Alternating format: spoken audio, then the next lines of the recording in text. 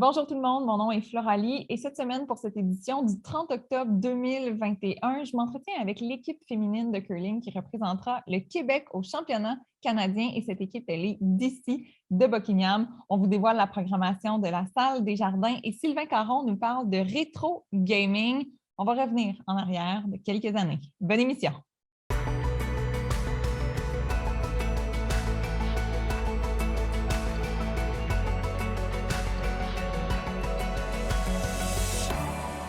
On va parler curling, mais on va parler curling pas avec n'importe qui. On en parle avec la vice-capitaine de l'équipe québécoise championne. Bonjour, Julie Saint-Laurent.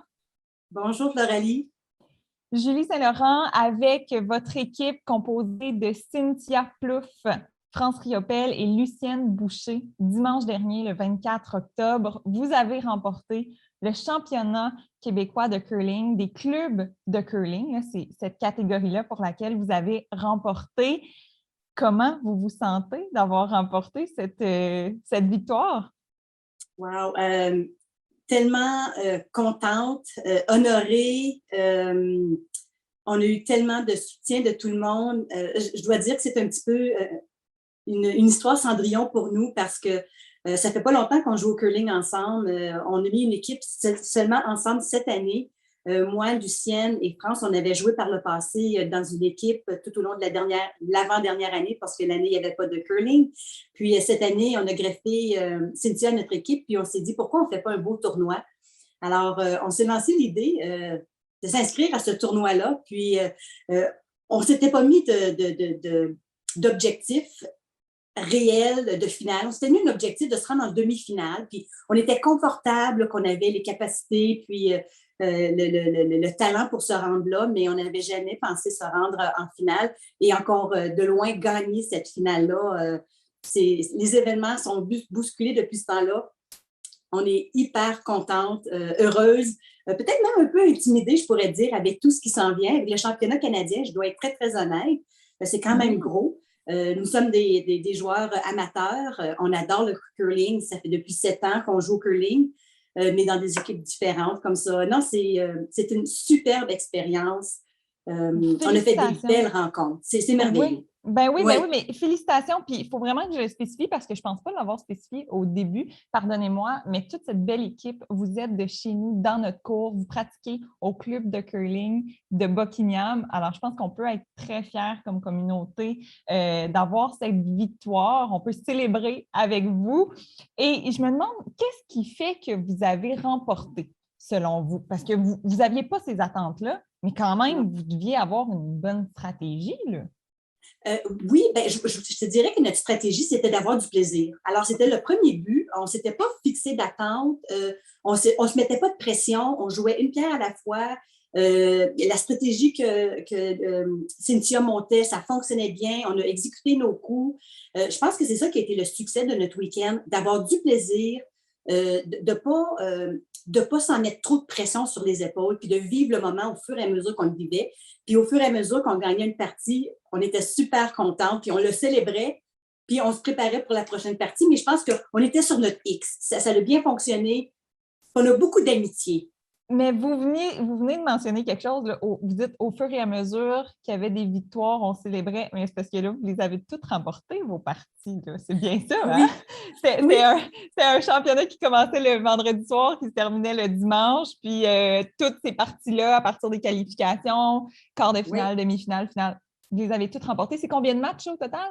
Ben, c'était 5 matchs au total, puis on a fait des super belles rencontres avec des équipes dans toutes les régions du Québec, de merveilleuses athlètes aussi. Puis non, c'était un super beau tournoi. Nous, c'est la première fois qu'on le vivait, ce tournoi-là. Alors, encore plus la raison pourquoi on ne s'était pas mis d'attente, parce que c'était notre première expérience dans ce style de tournoi-là.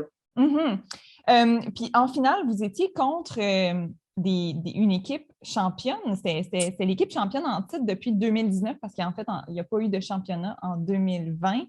Vous vous preniez contre Chicoutimi. Ça aussi, ça devait être intimidant un peu, là. Oh, oui, la seconde qu'on a su qu'on se prenait contre l'équipe d'Isabelle Néron, oui, on était un petit peu intimidés parce qu'on sait qu'elle a un très beau bagage, un très beau parcours d'athlète de curling. Son équipe aussi, il était prête. Eux non plus, jusqu'à la finale, ils n'avaient pas perdu aucun match. Alors, on savait qu'on faisait affaire à une équipe d'athlètes. Puis ça, c'était un petit peu intimidant. Mais on a pris confiance au fur et à mesure qu'on faisait nos coups et que ça fonctionnait. On a réalisé, on est de calibre, on est capable de les battre. Puis c'est ce qui est arrivé. Alors, on était super contents, mais toute une belle équipe. Comment ça se passe, vos entraînements au club de curling de Buckingham? Est-ce que vous vous entraînez ensemble? Est-ce que vous vous entraînez avec les autres joueurs du club de curling de Buckingham, même avec des hommes? Absolument. Il faut savoir qu'au club de curling de Buckingham, il n'y a pas de ligue strictement de femmes. Alors, nous qui sommes une équipe strictement de femmes, on joue contre les autres athlètes qui vont jouer à Buckingham. Ça peut être des équipes exclusivement d'hommes, ça peut être des équipes mixtes, mais c'est rare qu'on a une équipe de femmes contre une équipe de femmes parce qu'il n'y a pas suffisamment de femmes qui vont jouer au curling comme ça. C'est une expérience grandissante parce qu'on apprend aussi. Hein, quand on se prend contre les hommes, les stratégies ne sont pas exactement tout à fait pareilles. Puis, ça nous permet de se tenir au courant des dernières stratégies, qu'est-ce qu'on peut faire, qu'est-ce qu'on ne peut pas faire, qu'est-ce qu'on peut essayer aussi.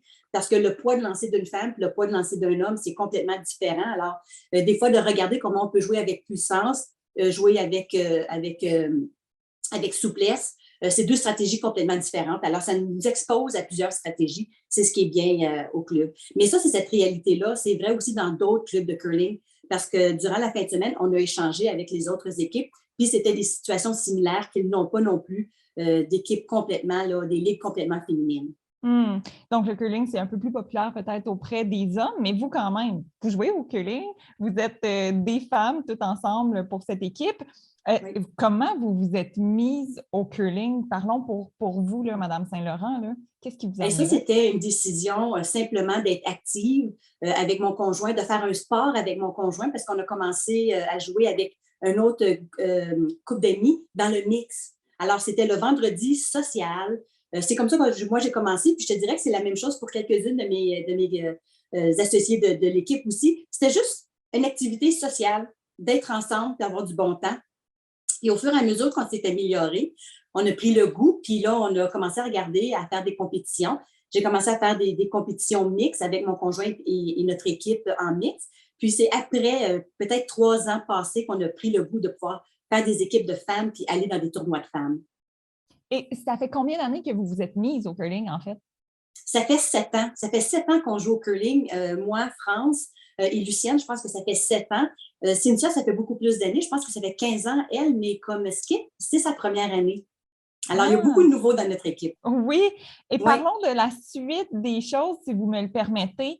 Ce championnat que vous venez de remporter au Québec, ben, ça vous amène à représenter le Québec comme équipe féminine au championnat canadien qui aura lieu en novembre, donc du 28 novembre au 4 décembre. Ça aura lieu à Ottawa. Parfois, c'est un championnat qui a lieu là, à l'île du Prince-Édouard et même ailleurs. Mais là, ça a lieu à Ottawa, pas trop loin. Comment vous envisagez ça et comment vous pensez vous préparer pour ce championnat?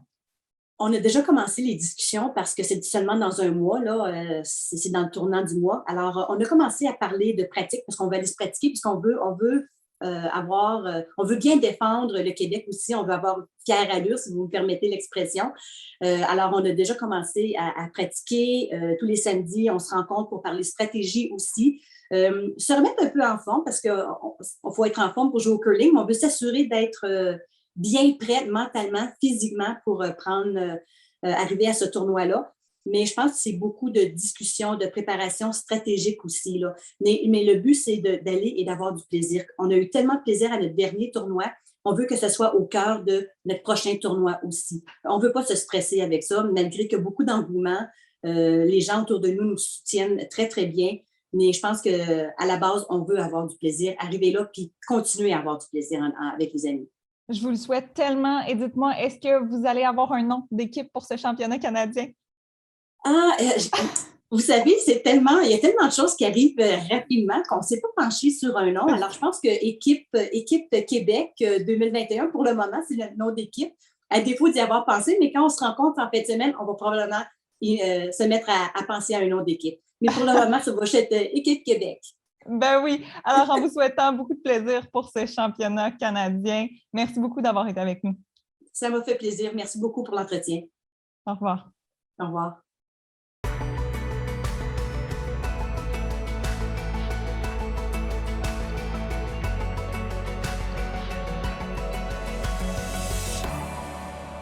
Le 20 octobre dernier, c'était le lancement de la programmation de la salle des Jardins. Avec cette pandémie, ça fait du bien de savoir qu'il y a des spectacles qui s'en viennent. Alors, on va en parler avec Rémi Pagé, responsable de la programmation au Carrefour culturel Estacade, et on va en parler aussi avec Nathalie A. Charette, directrice générale du Carrefour culturel Estacade. Bonjour à vous deux. Salut. Nathalie Charette, comment vous vous sentez d'avoir fait cette annonce de la programmation dernièrement avec cette pandémie? Là, vous n'en avez pas eu beaucoup là, de spectacles. Je me sens très fière de cette programmation qu'on a présentée, mais aussi très fière du lancement lui-même là, qui a quand même attiré beaucoup de gens et les commentaires que j'ai reçus suite au lancement étaient très élogieux. Je pense que les gens qui étaient présents étaient déjà contents de voir qu'il se passait quelque chose à la salle des Jardins, étaient contents de l'événement qu'on avait préparé pour eux avec la présence de Geneviève et Alain, le groupe de l'Outaouais. Donc, écoutez, puis le volet cabaret aussi qu'on prépare, tout ça a fait en sorte que les gens étaient plutôt impressionnés. Et moi aussi, je suis très, comme je vous dis, je suis très fière, soulagée, parce que c'est un gros événement à préparer, mais très fière aussi de ce qu'on a présenté à la population Ben oui. la saison qui vient. C'était très convivial. J'étais présente, puis vous nommez un élément intéressant là, par rapport à la formule cabaret. On y reviendra parce que c'est quelque chose qui vous distingue avec cette programmation. Mais Rémi Pagé, c'est toi qui as travaillé surtout à l'élaboration de cette programmation pour l'hiver 2022.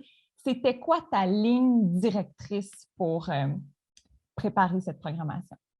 Ben oui, c'est ça, justement, Floralie, tu as même eu la chance de l'essayer, notre nouvelle formule. En fait, la ligne directrice, on était super content en fait d'annoncer justement cette nouvelle série-là, Cabaret. Donc, on a eu plusieurs artistes qui font partie de l'émergence ou qui lancent un nouveau projet ou un nouvel album qu'on va présenter justement là, en formule plus rapprochée. Donc, on va inviter les gens sur la scène avec nous à côtoyer l'artiste, à être plus près de l'artiste. Et sinon, on a également annoncé notre série, notre programmation régulière. Donc, on a 4 spectacles en humour. On a aussi des spectacles en musique et chansons là, prévus jusqu'à l'été prochain.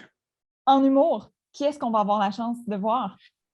Ben oui, c'est ça. On va voir Réal Bellan qui vont venir, qui fait partie de la programmation cette année. On a Corbeil et Maranda, on a Alexandre Barrette et François Léveillé qui vont venir faire leur tour dans la salle cette année. Et en musique, formule plus standard, là, on y reviendra plus en détail à la formule cabaret, là, mais en formule le standard spectateur dans la salle qui regarde un spectacle qui a lieu sur la scène, ça ressemble à quoi, la programmation? Ben oui, c'est ça. On va avoir, en fait, quand je dis la programmation régulière, on va avoir en musique Radio qui vont venir avec un nouvel album. On les présente en formule régulière quand même. On va voir Guillaume Lafont qui va passer aussi. On va voir Clean Friends, un groupe là, très fort de Montréal. On va voir Laurence Jalbert qui va passer. On va voir aussi Geneviève Leclerc. Et puis, on va présenter aussi un théâtre magique pour Noël, pour les familles. Ça, c'est pour les enfants, pour format familial. Ouais, donc, famille, enfants. Et ça sera dès décembre. Donc, vous en avez quelques-uns, le spectacle en décembre, hein, je pense. Oui, c'est ça. On va en avoir 2 juste avant le début de la saison 2022, finalement. Donc, on va avoir Geneviève et Alain qui vont venir nous présenter leur spectacle qu'ils ont créé ici, finalement, ils sont venus passer une semaine en résidence. Donc, eux, ils vont nous présenter ce spectacle-là le 19, le 16 décembre, excuse-moi. Le 16 décembre et le 19 décembre, ça va être le théâtre pour les familles et les enfants. Puis Geneviève et Alain, c'est ça leur formule. Allons-y vers cette formule, le cabaret qui vous distingue. Geneviève et Alain vont présenter leur spectacle selon cette formule-là. Quelle est-elle, cette formule? Expliquez-nous là, comment vous avez développé ce concept-là, pourquoi vous avez voulu le développer aussi, formule cabaret. Expliquez-nous tout par rapport à ça. Ben oui, justement, je pense que l'idée part un petit peu de ce qu'on a tous vécu là, dans la dernière année On s'est posé comme question, comment qu'on pourrait... En fait, est-ce qu'on a encore notre place, un lieu de diffusion comme nous, alors que tout le monde peut avoir accès à des spectacles de grande qualité sur Internet, pour la majorité gratuitement? C'est quoi notre position par rapport à ça? Et puis, ce qu'on cherche à faire dans cette nouvelle... Ce qu'on a cherché à faire, finalement, c'est de créer un événement où les gens vont être proches, les gens ensemble, ils vont avoir un contact ensemble, ils vont avoir un contact avec l'artiste. L'artiste, ou les différents artistes aussi qui vont venir, vont pouvoir vivre un moment qui ne se recréera pas une deuxième fois ailleurs. Donc, c'est ça, ce qui est important, en fait, c'est d'inviter les gens sur la scène. Les gens vont pouvoir parler avec l'artiste après le spectacle. Au début du spectacle, on veut faire quelque chose de vraiment, vraiment très convivial. Donc, concrètement, ce qu'on va faire, c'est qu'on va avoir une petite scène on va venir installer sur notre grande scène. On a une très, très, très grande scène ici qu'on veut exploiter. Donc, les gens ils vont venir sur la scène, on va les accueillir des fois avec des formules assises, des fois avec des formules avec des tables, des fois des formules debout. Dépendamment des projets, il y en a qu'on utilise, on essaie différentes formules pour voir qu'est-ce qui va fonctionner le plus. On va avoir un bar sur la scène aussi, évidemment. Donc, ce qui est important, en fait, c'est que les gens aient la chance de circuler, aient la chance de participer finalement à ces représentations-là. Et moi, je l'ai expérimenté pendant le lancement. Je suis allée sur la scène quand Geneviève et Alain faisaient leur numéro, là.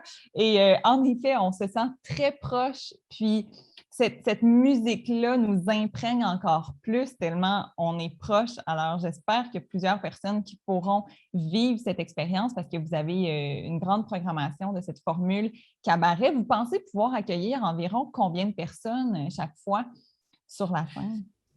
Bien, présentement, c'est sûr qu'on ne veut pas trop se spéculer avec les règles qui vont continuer d'évoluer très rapidement, mais on s'attend à avoir 75 personnes assises ou on pourrait peut-être monter jusqu'à 150 debout.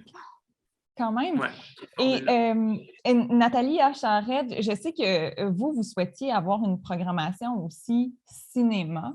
Est-ce que c'est encore le cas? Est-ce qu'il y a des nouveaux films qui paraîtront, peut-être pas des nouveaux, mais est-ce que vous allez diffuser des films là, dans les prochaines semaines? Je sais que jeudi dernier, le 28 octobre, vous avez présenté « Il pleuvait des oiseaux ». Puis dans les prochaines semaines, est-ce qu'on doit s'attendre à une diffusion de films? En fait, pas pour l'instant parce que la salle est déjà occupée pour d'autres projets, mais sûrement soit fin décembre ou début janvier, on va vraiment partir une programmation plus régulière avec un soir fixe et tout ça là, pour que les gens s'y retrouvent. Puis à ce moment-là, on va lancer tout ça. D'ailleurs, la semaine prochaine, début novembre, on accueille le Théâtre de l'Escapade avec une nouvelle pièce de théâtre. Ils seront là toute la semaine.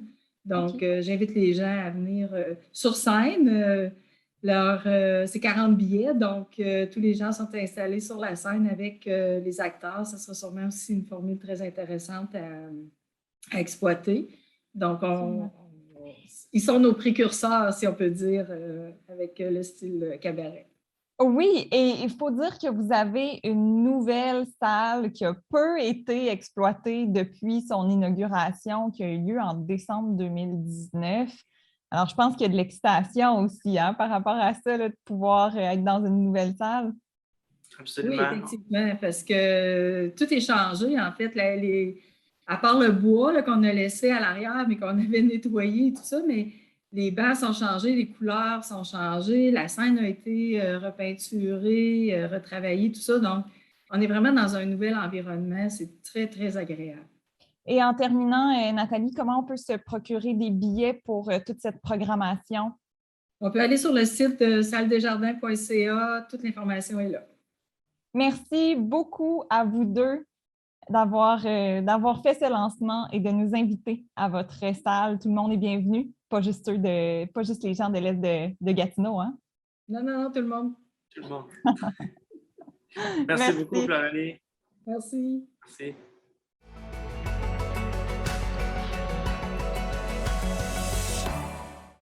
Et on termine l'émission en parlant de technologie avec Sylvain Caron. Bonjour. Bonjour, Floralie. Aujourd'hui, sujet de l'heure rétro gaming. Tu nous parles de Oui. ça. Qu'est-ce que c'est? Ben, le rétro gaming, ça le dit, hein? Rétro pour vieux et gaming pour gaming. Donc, c'est des gens qui se passionnent, et même il y a une communauté qui se passionne pour des jeux qui viennent de temps anciens, des temps ancestraux, je voulais dire, dans le temps où moi, j'étais jeune et où, pour jouer à 2, il fallait inviter un ami chez nous. Oui, Oui, ça peut paraître... je me rappelle de cette époque aussi. Moi, j'ai moins joué aux jeux vidéo quand j'étais enfant, là, mais mon frère jouait beaucoup puis invitait ses amis comme ça. Aujourd'hui, on n'a plus besoin de faire ça. On peut jouer tout Non. en communauté en ligne. Effectivement. Et puis, on peut jouer à beaucoup plus. Dans le temps, bon, on avait des consoles qui étaient à 2 et même à 4 personnes pour les dernières là, qu'on pouvait jouer. On parlait du Nintendo 64, qui était une des plus consoles qui avait le plus de monde qui était intéressé à jouer à plusieurs. Il y avait des jeux aussi qui étaient pour plusieurs. Mais aujourd'hui, c'est encore possible de jouer. Et il y a 2 manières de jouer encore à des consoles qui étaient d'autrefois. Alors là, autrefois, comme on disait hors d'onde, ça peut varier. Mais moi, je mets une distinction entre les consoles connectées à Internet et les consoles non connectées. Donc, on peut voir les consoles connectées sont arrivées au début des années 2000. Je te dirais autour de 2007-2008, on a commencé à avoir vraiment un peu plus d'intérêt à ça. Mais on va parler des consoles avant 2008. Donc, autrement dit, exemple donné, PlayStation 1, que je peux penser là, qui se joue. Et il y a différentes manières de le faire. Soit qu'on peut jouer avec des consoles ou encore sur un PC. Et donc, si on va avec les consoles, on a les vieilles consoles, la console originale. On peut avoir aussi, on l'a vu récemment, des consoles émulées. Ce que j'appelle des consoles émulées, c'est que les compagnies vont envoyer une petite console, souvent beaucoup plus petite. Nintendo l'a fait avec assez grand succès d'ailleurs. Et donc, c'est un paquet de jeux qui sont mis sur une petite carte à l'intérieur et qui émulent un genre de jeu de console avec généralement le look que ça avait, mais en plus petit. Et OK, puis donc aussi, ça ne ressemble pas du tout à ce qu'on avait comme jeu vidéo, comme console de jeux vidéo. C'est complètement oui. autre chose. Non, ça ressemble exactement, Ça sauf ressemble, que OK. c'est miniaturisé. OK. Donc, autrement dit, le Nintendo original avait l'allure d'à peu près 4 livres de beurre. Là, aujourd'hui, il y a peut-être, c'est une petite boîte, là, vraiment beaucoup plus petite que c'était, mais c'est vraiment avec le même look pour conserver un peu le côté classique. Puis quand Et on aussi, l'a à l'écran, ça quand on l'a à l'écran, c'est pareil. pareil. OK. Et donc, aussi, il y a des consoles nouvelles, mais qui prennent des vieilles cartouches. Donc, on peut avoir, souvent, il y a même 2 ou 3 types de cartouches qui se prennent, genre Nintendo, Super Nintendo et Mega Drive ou Sega Genesis en Amérique. Donc, ensuite de ça, on a les PC. Donc, on peut avoir un émulateur de jeux, soit DOS, qui étaient des jeux PC, mais à l'époque, ou encore des émulateurs pour des jeux de console qu'on peut jouer Qu'est-ce que tu veux sur dire quand PC. tu parles d'émulateur? Moi, ça me mêle. Un émulateur, dans le fond, c'est juste un programme qui va prendre le fichier, qui va le lire et qui va OK. rendre le fichier, qui va analyser le fichier et qui va te permettre de jouer avec. Et sur C'est l'écran, ça donne la même chose. Et sur l'écran, ça donne la même dedans. chose. OK. Et donc, ça aussi, il y a même des vieux ordinateurs qu'on peut prendre. Si on les a gardés, ben, on peut toujours jouer dessus. Évidemment, Des il y a grosses des boîtes là, avantages. blanches. Là. Oui. Ça, j'en cherche d'ailleurs. Ça, c'est très, très rétro. Il n'y en a pas beaucoup sur le marché. Ils ont été souvent recyclés. Mais ça, c'est un autre sujet. Donc, il y a des avantages, des inconvénients à chaque. J'en ai répertorié quelques-uns, c'est sûr qu'il y en a plus. Mais bon, si on part avec les vieilles consoles, l'avantage, eh bien, on a un vrai feeling d'autrefois. On se souvient exactement. L'inconvénient de ça, c'est d'en trouver aujourd'hui en état de marche. D'ailleurs, il y a des Nintendo qui se vendent encore des années 80, mais bon, est-ce que ça fonctionne? On sait que Nintendo, on avait une particularité et on soufflait dans les cassettes, je me rappelle à une certaine époque, pour les faire fonctionner, qui était à proscrire d'ailleurs. Ce n'est pas la meilleure méthode. Je faisais ça, moi, pour mes disquettes aussi, que je rentrais dans les ordinateurs. Un peu, oui. Ça pouvait aider, mais à court terme seulement. Et aussi, c'est dur à faire fonctionner sur de l'électronique moderne parce que, bon, on sait, les nouvelles télés ont des taux de rafraîchissement beaucoup plus élevés que c'était. Donc, ça peut avoir... c'est pas difficile de les faire mettre sur, un exemple donné, un écran plat. Est-ce que ça coûte cher, ces consoles-là? Oui, ça peut varier. Un bon Nintendo en bon état, ça peut être cher aussi. Je l'avais marqué d'ailleurs. C'est en état de marche, là, ça peut être un peu assez onéreux, les jeux aussi. Parce que ça devient comme des jeux, des consoles de collection. Hein. Effectivement. Il y en a eu beaucoup, mais bon, ceux qui sont restés, ceux qui sont quand même encore de bonne qualité, c'est assez rare. Puis Si on passe avantage, Oui. inconvénient des consoles émulées, là, celles qui sont un peu plus Oui. petites, là, mais qui Oui, font c'est pareil. ça. Ben, c'est adapté à l'électronique moderne. Déjà, là, l'avantage, on a une prise HDMI, on peut le brancher sur des écrans modernes. Ça a été, à l'interne, il y a des composantes qui font en sorte que ça peut s'adapter à des choses modernes. C'est fait à même la console. Mais souvent, il y a une limite de jeu qui peut être assez limitée. On parle de 30 jeux, une trentaine de jeux là, pour certaines. Il y a des imitations aussi chinoises avec plus de 600 jeux, exemple donné pour le Nintendo, mais avec une qualité un peu, disons, discutable selon les fabricants. Et aussi, les jeux sont des fois peut-être pas adaptés là, ici. Là. C'est des jeux souvent qui viennent du Japon. Donc, c'est des jeux en japonais. Donc, c'est à moins de parler japonais. C'est assez difficile. Et puis, si on passe aux consoles pour vieilles cartouches aussi, bien, ça nous permet de réutiliser les cartouches sur de l'électronique moderne, encore là, mais sont parfois difficiles à obtenir. Ils ont souvent des ruptures de stock. Et là, si on passe au PC, eh bien, avec des émulateurs, comme je parlais de DOS, qui est un ancien système d'exploitation avant Windows, et qui était une ligne de commande, bref, eh bien, il y a des émulateurs. Le plus connu, c'est DOSBox, qui est gratuit d'ailleurs. Et puis, ça nous permet de jouer à des jeux, là, de réinstaller, de faire une genre de machine virtuelle avec un environnement DOS. C'est pratique. On peut utiliser notre ordinateur ordinaire. Ça va bien. C'est moins dispendieux que d'acheter un autre ordinateur. Mais souvent, il peut y avoir des petits problèmes de compatibilité entre les deux. C'est sûr, on émule quelque chose, donc c'est peut-être pas, il y a des bugs. Et si on y va avec un PC qu'on dit period correct, donc qui vient de l'époque, eh bien, oui, on a le feeling d'autrefois. On a une meilleure compatibilité qui est native, si on peut dire, parce que bon, ça a été fait pour le jeu de l'époque. Mais encore là, comme pour les consoles d'ancienne génération, ben, c'est de trouver le matériel et aussi les pilotes nécessaires pour faire fonctionner. Souvent, ben, ça n'existe plus sur Internet. Il faut vraiment aller tirer l'information. Ça peut être un petit peu plus compliqué. Mais il y a plusieurs façons de jouer. Puis pourquoi pas jouer avec des anciens jeux? Oui, on peut Redécouvrir. jouer à découvrir. Moi, je ne jouerai pas, mais je te laisse jouer, Sylvain. J'en laisse plein d'autres jouer. Merci beaucoup. Merci. Et c'est ce qui termine notre édition de TVC Info Weekend. On se retrouve très bientôt et sachez que vous pouvez retrouver toutes nos émissions en ligne sur YouTube et je vous invite à vous abonner aussi à notre page Facebook. Au revoir.